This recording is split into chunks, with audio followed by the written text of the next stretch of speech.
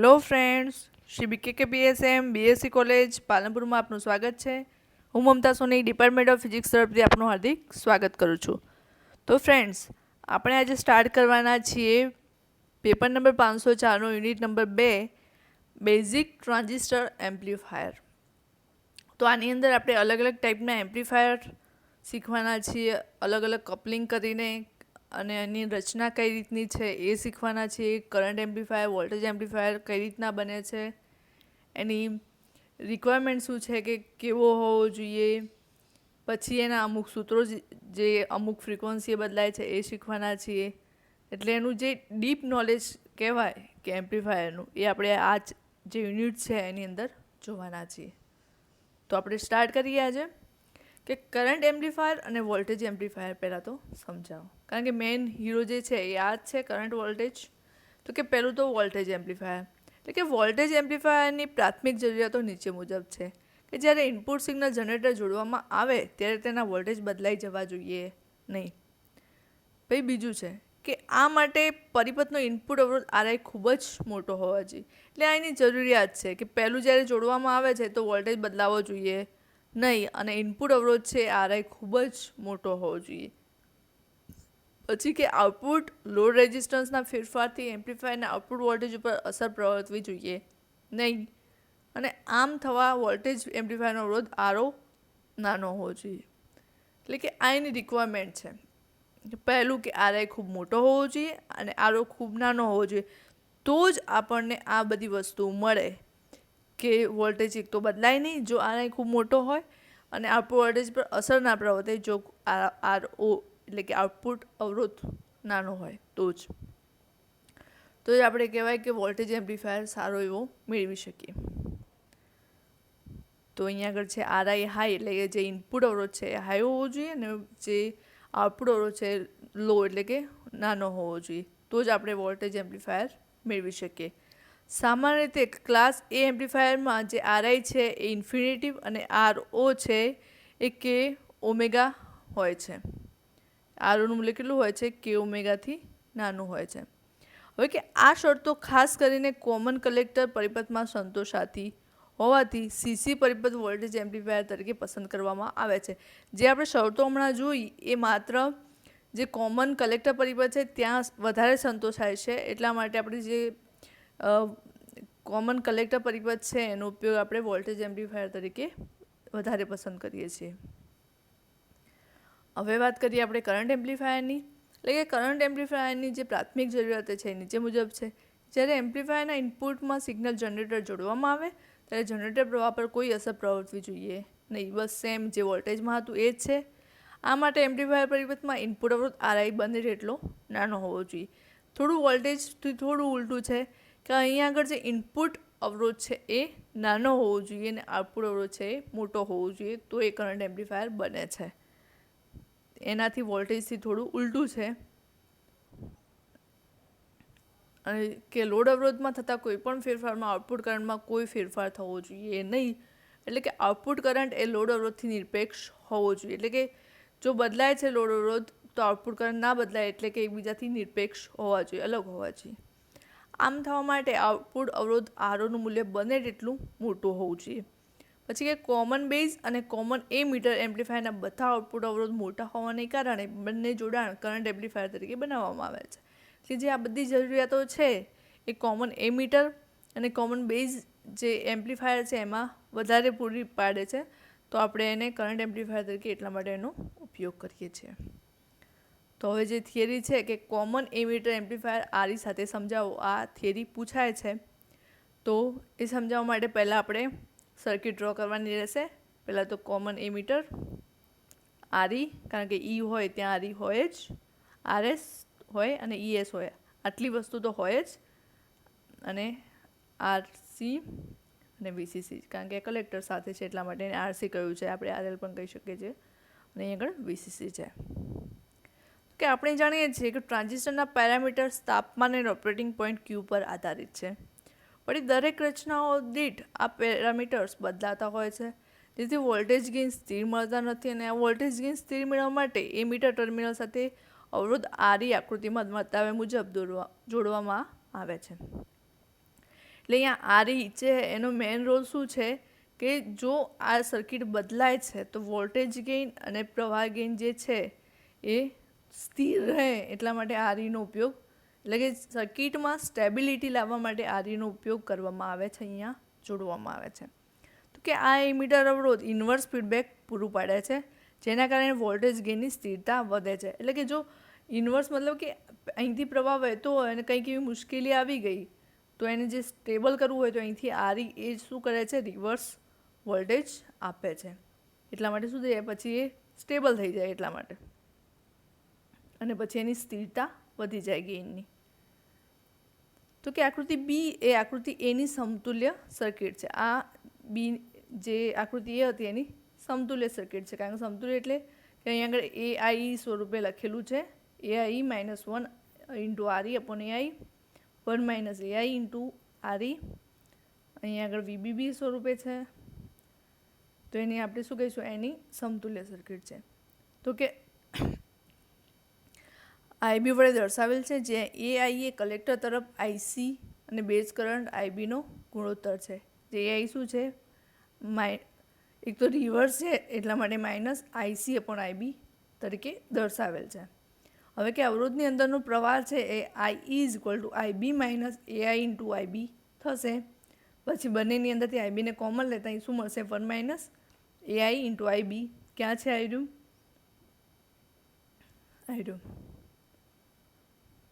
IB એટલે કે base પ્રવાહ છે, તો અહીં આગળ જે મળશે આપણને એ મળશે આરઈ. આરઈનું મૂલ્ય આપણને આટલું મળશે, અવરોધની અંદરનો પ્રવાહ. હવે આરઈમાં વહેતો પ્રવાહ 1 - એઆઈ ઇન્ટુ આરઈ છે. વળી જો એમીટર અવરોધ આરઈને 1 - એઆઈ આરઈ તરીકે બેઝ પરિબળમાં લેતા કલેક્ટર પરિબળમાં એઆઈ -1 આરઈ અપોન એઆઈ લેતા, આની વાત કરી. તો અહીંયા આગળ આપણે આટલું લઈએ છીએ 1 - એઆઈ ઇન્ટુ આઈબી, તો અહીંયા આગળ આપણને આટલો મળશે કલેક્ટરના છેડા આગળ. તો કે પરિપથ એ અને બીમાં કિર્ચોફનો વોલ્ટેજ નિયમ લાગુ પાડતા પરિપથ એ અને બી સમાન પરિપથ બને છે, કારણ કે બંને એકબીજાના સમતુલ્ય જ છે. જો ગમે તે એકના ઉપર બી કિર્ચોફનો નિયમ લગાવીએ તો બંનેના જે સૂત્ર મળશે આપણને સમાન મળશે. કે હવે કોમન એમીટર પરિપથનો કરંટ ગેઇન છે એ આઈ કેટલો થશે, -HFE અપોન 1 + HOE RL, સમીકરણ નંબર 1. હવે તમને એમ થશે કે આ સૂત્ર આવ્યા ક્યાંથી, તો આ સૂત્ર બધા જે છે એ તમારું જે સેમિસ્ટર 3 છે એનું જે યુનિટ 2 છે અને એનું પછીનું જે યુનિટ 2નું જે બીજા નંબરનું ચેપ્ટર છે એની અંદર આ બધા જે બેઝિક સૂત્રો છે એ આપેલા છે. જે HFE છે, HOE છે, HIE છે, એના બધા સૂત્રો ત્યાં આપેલા છે, એ તમે ચેક કરી લેજો. જ્યાં આરએલ એ અસરકારક લોડ અવરોધ છે જેનું મૂલ્ય RL = RC + AI - 1 upon RE into RE upon AI થશે. આપણે હમણાં જ શોધ્યું એ વસ્તુ અહીંયા આગળ એડ કરી છે આરએલની અંદર. તો હવે શું કરીશું, આપણે અહીંયા આરએલની જગ્યાએ આ જે સૂત્ર છે એ આખી કિંમત અહીંયા આગળ મૂકી દઈશું. તો ફરી પછી આને અહીંયા ગુણી દઈશું, એટલે કે લસા લઈશું, અને ફરી અહીંયા આગળ 1ને દૂર કરવા માટે ફરી લસા લઈશું આપણે, તો કંઈક આપણને આવું સ્ટેપ મળશે. પછી અહીંયા આગળ માત્ર કોને રાખીશું, આપણે HFEને રાખીશું. બધું જે પદ છે અહીંયા આગળ એને લઈ જઈશું અને જે ઉડે છે એને ઉડાડી દઈશું. એ ઉડી જશે, અહીંયા આગળ માત્ર શું વધશે, HFE વધશે અને આખું સ્ટેપ અહીંયા આગળ જતું રહેશે. તો એ જ પ્રમાણે તમને કંઈક આવી રીતની રચના મળશે. એટલે આ બાજુ લાવીશું જ HOE ને, તો એ +/RC થઈ જશે. તો છેલ્લે આપણે જ્યારે એઆઈની સૂત્રનો કરતા બનાવીએ છીએ તો આપણને કંઈક આવું સૂત્ર મળે છે, -HFE + HOE into RE upon 1 + HOE RC + RE. કંઈક આવું સૂત્ર મળશે આપણને. આ જે સૂત્ર છે એ તમારી જાતે પણ કેલ્ક્યુલેશન કરી લેજો, જેથી તમને વધારે ખ્યાલ આવે. તો કે પરિપથનો ઇનપુટ અવરોધ RI શોધવાનો છે. પહેલું આપણે શું શોધ્યું, પ્રવાહ ગેઇન શોધ્યું, એઆઈનું સૂત્ર કિર્ચોફનો નિયમ લગાડીને. હવે આપણે શું શોધવાના છીએ, પરિપથનો ઇનપુટ અવરોધ RIE. તો એ કેટલો થશે, RIE = VI upon IB. Input અવરોધ છે તો ઓબ્વિયસલી કે ઇનપુટ વોલ્ટેજ અને ઇનપુટ પ્રવાહનો ગુણોત્તર થશે. લખ્યું છે અહીંયા આગળ, ઇનપુટ વોલ્ટેજ અને ઇનપુટ પ્રવાહના ગુણોત્તરને ઇનપુટ અવરોધ કહે છે. તો RIE = VI upon IB. V1 બરાબર HI I1 plus HR V2 અને V2 બરાબર માઇનસ I2 RL લેતા V1 બરાબર HI I1 minus HR I2 RL. ફરીથી કહું છું કે જે આ સૂત્ર છે આ સૂત્ર છે જે એચના જે બધા સમતુલ્ય પરિપથના જે બધા સૂત્રો છે એ તમારા સેમિસ્ટર 3ની અંદર આવી ગયા છે. તો ફરીથી તમે એકવાર એ બુકમાં જોઈને રિવાઇઝ કરી લેજો, કારણ કે અહીંયા આગળ સીધા સૂત્રો તમને આપી દીધા છે એટલા માટે કહું છું. હવે કે આ સમીકરણની બંને બાજુ I1 વડે ગુણતા, એટલે આ સમીકરણની બંને બાજુ શું કર્યું છે? I1 વડે ગુણ્યું છે છેલ્લા સમીકરણની અંદર. તો RI is equal two V1 અપન I1 is equal two HI minus HR I2 અપન I1 into RL. તો હવે આપણને ખબર છે I2 અપન RL બરાબર I2 અપન I1 બરાબર શું થશે? AI થશે. તો એ આપણે અહીંયા આગળ મૂકી દેવાના છીએ. તો AIને સૂત્રનું કરતા બનાવતા minus HFE upon 1 plus HOE RL થશે. તો અહીંયા આગળ જે AIને સૂત્રનું કરતા બનાવીએ છીએ તો આપણને કંઈક આવું સમીકરણ મળે છે. આ કિંમત સમીકરણ 4માં મૂકતા કોની? AIની જે આ કિંમત છે આપણે કેમ મૂકી દઈશું? આ સમીકરણની અંદર મૂકી દઈશું. આ જે સમીકરણ છે એની અંદર. તો આપણને કંઈક આવું સમીકરણ મળશે. તો કે સમીકરણ 5માંથી સમીકરણ 2માંથી RLની કિંમત મૂકતા, એટલે જે આપણે RLની કિંમત પહેલાં શોધી હતી એ આપણે કિંમત ફરી અહીં આગળ મૂકી દેવાના છીએ RLની. તો HI minus HRE HFE 1 plus HOE RL. તો કે આ જે RI બરાબર શું થશે? HI માઇનસ AI આખી કોની કિંમત મૂકી દીધી આપણે? RLની. સમીકરણ નંબર 6. તો કે સમીકરણ 5 અને 6 ઇનપુટ અવરોધ RI માટેના સમીકરણ છે. એટલે કે 5 પણ એનું છે અને 6 પણ એનું છે. તો કે વોલ્ટેજ ગેઇન AV શોધવાનું છે. પહેલાં પ્રવાહ ગેઇન શોધ્યું, ઇનપુટ અવરોધ, હવે વોલ્ટેજ ગેઇનનો વારો. કે આઉટપુટ વોલ્ટેજ અને ઇનપુટ વોલ્ટેજના ગુણોત્તરને વોલ્ટેજ ગેઇન કહેવાય છે. તો કે AVE is equal two VO upon VI. VO કેટલું થશે? IC ઇન્ટુ RC, કારણ કે આઉટપુટમાં છે એટલા માટે કલેક્ટરના, અને VI એટલે કે બેઝ છે એટલે કે IB RB. આ શું થઈ જશે? AIE થઈ જશે અને આપણું RC અપોન RIE થઈ જશે. RB મતલબ કે RI પણ આપણે લખી શકીએ છીએ. એટલે આપણને આવું સૂત્ર મળશે. હવે આઉટપુટ અવરોધનો વારો. કે આઉટપુટ વોલ્ટેજ અને આઉટપુટ પ્રવાહના ગુણોત્તરને આઉટપુટ અવરોધ કહે છે. તો ROC બરાબર કંઈક આપણને આવું મળશે 1 upon HOE minus HFE HRE upon RIE plus HI. આ સીધું જ આપણને આપી દીધું છે. આપણે એવી રીતે સીધું જ લખવાનું છે.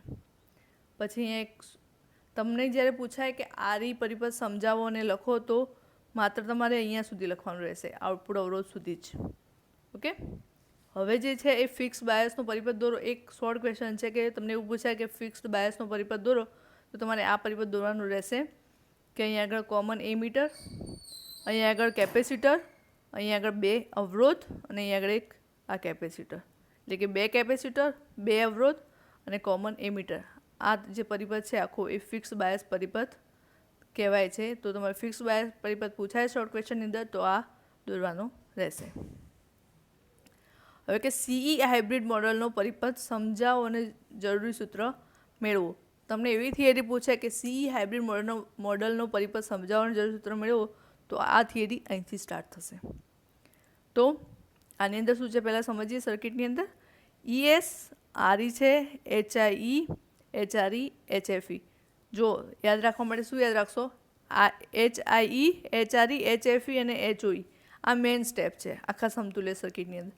બાકી ES તો હોય સોર્સ, આ એનો RE થશે અને આ 1 અપોન HOE RC એટલે કે એના આઉટપુટમાં આવશે જ, કારણ કે એ કલેક્ટરનો છે એટલા માટે જ્યારે સમતુલ્ય પરિપથ આપણે દોરીએ છીએ તો એ મીટર અહીંયા આવી જાય છે અને આ એનો કલેક્ટર આઉટપુટ આવી જાય છે અને છેલ્લે આઉટપુટ. આટલી વસ્તુ યાદ રાખવાની સમતુલ્ય માટે. એટલે મોસ્ટલી જે હાઇબ્રિડ મોડલ હશે એની અંદર આ વસ્તુ તો હશે જ. તો કે આકૃતિમાં CE હાઇબ્રિડ મોડલનો પરિપથ દર્શાવ્યો છે. આ પરિપથનો ઉપયોગ કરી વોલ્ટેજ ગેઇન, પ્રવાહ gain, input impedance, output impedance શોધી શકાય છે અને આ મૂલ્યોના સચોટના બદલે નિકટના મૂલ્યો લેવામાં આવે છે. તો CE પરિપથમાં 1 અપોન HOE RL સાથે સમાંતરમાં છે અને 1 અપોન HOEનું મૂલ્ય RL કરતાં વધુ હોય છે, કે આનું મૂલ્ય આના કરતાં વધુ હશે. અહીંયા આગળ આપણે આરએલ બી લખી શકીએ છીએ અને આરસી પણ લખી શકીએ છીએ. એટલે કે 1/HOનું મૂલ્ય આરએલ કરતાં ઘણું વધારે હોય છે. તો કે હવે 1/HO અને આરએલના સમાંતર જોડાણમાં 1/HO અવગણી શકાય છે, કારણ કે સમાંતર જોડાણમાં મોટા અવરોધની અસર ઓછી હોય છે. કારણ કે 1 થાય 1/∞ મતલબ કે 0, એટલે ઓલમોસ્ટ જો સમાંતર જોડાણ હોય ને જેનું અવરોધ વધારે હોય તો એને આપણે અવગણી શકીએ છીએ જ્યારે સમાંતર જોડાણ હોય એ વખતે. તો કે આ શરત મુજબ I = HFE × IB થશે. તો HFE બરાબર IC/IB થશે. તો કે એમીટર પરિપથમાં વહેતા જનરેટર આકૃતિ મુજબ VO કેટલો થશે, જ્યાં HRE VO = HRE અને VO બરાબર આપણને ખબર છે IC × RL. તો IC × RL ફરી પાછું IC બરાબર આપણને ખબર છે HFE × IB અહીંયાથી. તો અહીંયા HRE અને HFE ઇક્વિવેલન્ટ કેટલો હોય છે, 0.01 હોય છે, એટલે કે આનું મૂલ્ય. તો કે આ વોલ્ટેજ HI × IBની સાપેક્ષે જે HI આગળ ગુમાવવામાં આવે છે તેની સાપેક્ષે આપણે અવગણી શકીએ છીએ. તો અહીં RL બહુ મોટો નથી, આમ RL બહુ નાનો હોય તો સમતુલ્ય સર્કિટમાં HRE અને HOને દૂર કરી શકાય, જેથી નવું હાઇબ્રિડ મોડલ તૈયાર થાય છે. એટલે હવે આપણે પહેલાં શું કર્યું, પહેલું જે હાઇબ્રિડ મોડલ હતું એની અંદરથી જે અવગણવા જેવા હતા એ અવગણી દીધા અને આપણે કંઈક આવી સિમ્પલ સર્કિટ બનાવી દીધી. એક HI, HFE અને RS, ES, અહીં આગળ કલેક્ટર આપી દીધો, RL આપી દીધો અને અહીંયા આપી દીધું, એટલે કે HOને અવગણી દીધું. જે અવગણવા જેવા લાગતા હતા HREને પણ અવગણી દીધું. માત્ર આટલી સર્કિટ, એની સમતુલ્ય સર્કિટ આપણને મળી. હવે આપણને એવું પૂછે કે ફિક્સ્ડ બાયસ પરિપથ દોરી સમજાવો અને જરૂરી ઘટકોના સૂત્ર તારવો. તો આપણે આ થિયરી હવે લખવાની આવશે ડિટેલની અંદર. પેલી ખાલી શોર્ટ ક્વેશ્ચન હતો, મેં તમને સમજાવ્યું હતું કે કોમન એમીટર આવશે અહીં આગળ, 2 કેપેસિટર અને 2 અવરોધ, ઇનપુટ અને આઉટપુટ. તો કે આકૃતિમાં સી ફિક્સ્ડ બાયસ નેટવર્ક દર્શાવે છે અને આકૃતિ બીમાં સમતુલ્ય પરિપથ દર્શાવે છે, જે માટે તેના જરૂરી ઘટકો નીચે પ્રમાણે મેળવી શકાય છે. તો આ એનું જે સમતુલ્ય પરિપથ દોર્યો છે હાઇબ્રિડ મોડલ, HI, HFE બંને સામસામે, અહીંયા VI, VO અને જે RB અને RC, કારણ કે આટલી જ વસ્તુ હતી આપણે એની અંદર કે 2 કેપેસિટર, 2 અવરોધ, ઇનપુટ આઉટપુટ. તો એ પ્રમાણેનું સમતુલ્ય પરિપથ મળશે. પહેલું તો એનું ઇનપુટ અવરોધ શોધીએ તો કે 1/RI = 1/HI + 1/RB. આને ક્રોસ ગુણાકાર કરી લઈએ તો આપણને RIનું મૂલ્ય મળી જશે. પછી બીજું છે કે આઉટપુટ અવરોધ. આ આઉટપુટ અવરોધ એ ઇનપુટ સિગ્નલ VI = 0 લઈને અવગણવા, VI = 0 લઈને ગુણવા, એટલે કે જે ROE = RC થશે. હવે ત્રીજું છે voltage gain. AV = VO/VI. VO બરાબર શું થશે, IO × RC થશે. તો VO બરાબર -HFE × IB RC. તો VO બરાબર -HFE, અહીંયા આગળ VI/HI × RC કોની બરાબર લખ્યું, IB બરાબર VI/HI લખ્યું છે. તો AVE બરાબર શું મળશે આપણને, અહીંયા આગળ શું કર્યું, VOનું સૂત્ર મેળવ્યું, કારણ કે કિંમત ત્યાં મૂકવાની હતી એટલા માટે. તો VOનું સૂત્ર કંઈક આપણને આવું મળ્યું. પહેલાં તો આપણને ખબર છે કે આઉટપુટ માટે કે આઉટપુટ કલેક્ટરમાં છે તો IO × RC થશે. ફરી જ્યારે IOની કિંમત મૂકી છે -HFE × IB, VOની બીજી પણ કિંમત છે કે -HFE × IB × RC થશે. અને ફરી આપણને ખબર છે કે IBની જે કિંમત છે કે VI/HI છે. તો આ જે VOની આખી કિંમત છે અહીં આગળ મૂકવામાં આવી છે. તો આપણને શું મળશે, -HFE × RC મળશે. અહીંયા HIE બરાબર શું લેવામાં આવે છે, 1 લેવામાં આવે છે. તો એટલા માટે આપણને શું સ્ટેપ વધશે, માત્ર -HFE × RC વધશે. ફરી પ્રવાહ ગેઇન. AI = IO/I1, એને આપણે HFE તરીકે પણ ડિફાઇન કરી શકીએ છીએ. હવે HOની અસરકારકતા, તો કે ROE = RC અને 1/HO એકબીજાને સમાંતર છે. તો કે VO બરાબર HFE × IB RC સમાંતર 1/HO મળે છે. અહીં AVO બરાબર -HFE/HI × RC. તો HFE/HI, અહીંયા RC અને 1/HO સમાંતર છે, ફરી યુનિટ લખ્યું છે. IO બરાબર HFE × IB / 1 + HO × RC. તો AIE બરાબર IO/IB થશે અને HFE / 1 + HO RC થશે, કારણ કે જે IB છે ને અહીંયા નીચે લાવી દીધું છે. તો કે પ્રવાહ ગેઇન એ આઉટપુટ પ્રવાહ અને ઇનપુટ પ્રવાહનો ગુણોત્તર છે. આપણી સર્કિટમાં બેઝ પ્રવાહ આઈબીનું સૂત્ર આપવામાં આવ્યું છે કે IB is equal to RB into II upon RB plus HI. આઈઆઈને નીચે લાવી દે છે તો RB upon RB plus HI મળશે. તો IO is equal to HFE into IB. IO upon IB નીચે અને ઇઝ ઇક્વલ ટુ એચએફઈ મળશે. તો એઆઈ બરાબર આઈઓ અપોન આઈઆઈ. અહીંયા આઈઓ અપોન આઈબી ઉપર નીચે આઈબી વડે ગુણ્યું તો અહીંયા આગળ આનું શું થઈ જશે? એચએફઈ થઈ જશે ને આની કિંમત આપણે એમાં શોધી એ મૂકી દેવાની છે. હવે કે એવું પૂછે કે બાયપાસ કેપેસિટરના નિમ્ન આવૃત્તિના એમીટર આઉટપુટ પર અસર ચર્ચો, તો તમારે આ સર્કિટ દોરવાની રહેશે. અલગ અલગ સર્કિટ છે એ થિયરી ધ્યાનમાં રહેજો, મિક્સઅપ ના થઈ જાય. કોમન એમીટર આરઈસી તો હશે જ. અહીંયા voltage divider R1 R2 RC અને 2 કેપેસિટર ઇનપુટ અને આઉટપુટ, બસ આટલું જ છે. એટલે ડિફરન્સ ક્યાં છે દરેક સર્કિટના એ ડિફરન્સ જોજો તો જ તમને જલ્દીથી યાદ રહેશે. અહીંયા આપણને આલેખથી માહિતી આપી છે કે પહેલાં શું થાય છે, એની જે ફ્રીક્વન્સી છે એ વધે છે, પછી સ્ટેબલ થાય છે, ફરી પાછી ઘટવાની થાય છે. કોની સાપેક્ષે? વોલ્ટેજ ગેઇનના સાપેક્ષે. આલેખ ખાલી જાણકારી માટે છે કે કંઈક આવી રીતની રચના થાય છે. આકૃતિમાં 2 સ્ટેજ આરસી કપલ્ડ એમ્પ્લીફાયર દર્શાવેલ છે, જેમાં સી કન્ફિગ્યુરેશનથી બનતા 2 એકાકી એમ્પ્લીફાયરનો સમાવેશ થાય છે. એટલે અહીં આગળ જે આ છે એ શું છે? One type of RC coupled amplifier, કારણ કે એની અંદર આર છે અને જે કપલિંગમાં છે એ કોણ છે? સી છે. એટલા માટે કઈ રીતે કામ કરે છે? તો કે આ પરિપથમાં R1 R2 RA અને RC સાથે VCCના ઉપયોગથી સેલ્ફ બાયસ થતા ટ્રાન્ઝિસ્ટરની સ્થિરતા પૂરી પાડે છે. એટલે અહીંયા આગળ જે R1 R2 RC અને RE છે શું કરે છે? ટ્રાન્ઝિસ્ટરને સ્થિરતા પૂરી પાડે છે. સીસી કમ્પલિંગ કેપેસિટર છે જે પ્રથમ સ્ટેજના આઉટપુટ તથા બીજા સ્ટેજના ઇનપુટને જોડે છે, અને સીસી એ સ્ટેજના અંતમાં એસી સિગ્નલને જવા દે છે, જ્યારે ડીસી બાયસિંગ દાખલ કરતો નથી. આ કારણથી સીસીને બ્લોક કેપેસિટર પણ કહેવામાં આવે છે, કારણ કે તમને ખબર છે કેપેસિટર પાસ ધ એસી, એટલા માટે કોને જવા દે? માત્ર એસી સિગ્નલે જવા દે છે અને ડીસીને બ્લોક કરે છે. એની ખામી શું છે કે કપલિંગ કેપેસિટરના કારણે સિગ્નલ વોલ્ટેજનો વ્યય થાય છે, અને આ વ્યય નિમ્ન આવૃત્તિ વધુ સ્પષ્ટ હોય છે, જે આરસી કપલની ખામી છે. એટલે જે આરસી કપલ છે એ નિમ્ન આવૃત્તિએ કામ કરતો નથી. અહીં આગળ એની સમતુલ્ય સર્કિટ આપી છે, એટલે કંઈક આવી રીતે મળશે આપણને. આરઈ સી, અહીં આગળ HI HFE RS RC, input output one type of. આપણને ખબર છે કે આપેલ પરિવર્તનમાં output voltage VO is equal to minus HFE IB RL સૂત્ર મળે છે, અને બેઝ પ્રવાહનું મૂલ્ય IB બરાબર ES upon RS plus RI મળે છે. તો કે કોમન એમીટર બાયપાસ કેપેસિટર માટે ઇનપુટ અવરોધ RI બરાબર HI plus 1 upon HFE into ZE થાય છે. અહીં ZE એ શું છે? RE અને CEનું સમાંતર જોડાણ છે, એટલે કે 1 અપોન ZE બરાબર 1 upon RE plus 1 upon CE લખી શકાય છે. એટલે કંઈક આવી રીતે. તો આપણે શું કરીશું? CEની જગ્યાએ 1 અપોન Z ઓમેગા લખી દઈશું. તો 1 upon ZE is equal two 1 upon RE plus જે ઓમેગા C ઉપર જતું રહેશે, એટલે કંઈક ZEની કિંમત આપણને આવી મળશે. હવે આઉટપુટ વોલ્ટેજ શોધવા માટે શું કરવું પડશે? VO is equal to minus HFE into ES upon RS plus RI into RL. તો અહીંયા આગળ શું કરીશું? આપણે જે RI છે એની કિંમત મૂકી દઈશું આપણી પાસે જે આગળના ઇક્વેશન પરથી આવી હતી એ.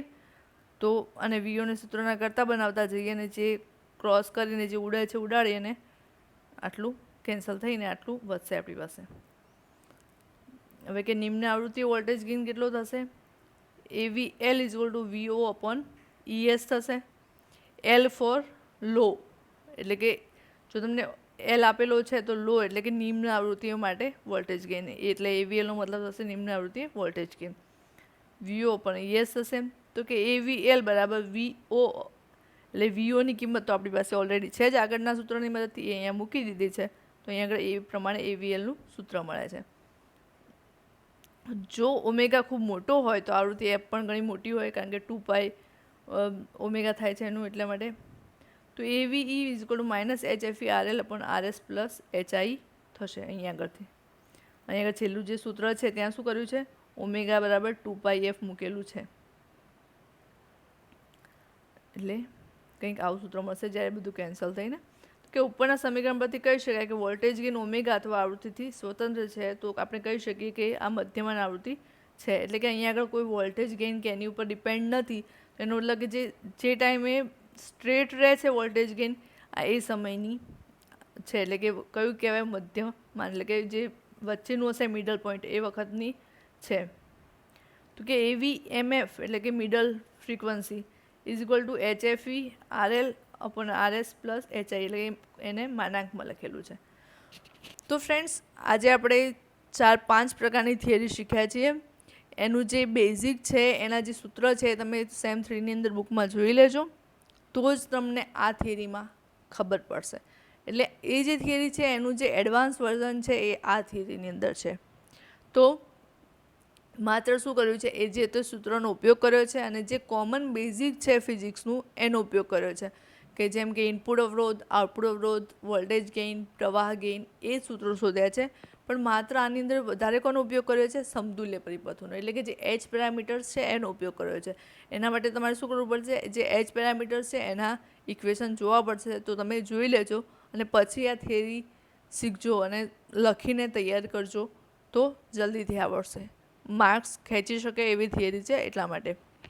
તો ખાસ ધ્યાન આપીને લેક્ચર શીખજો અને એની કેલ્ક્યુલેશન તમારી જાતે કરજો, તો વધારે ખબર પડશે. Okay, thank you friends.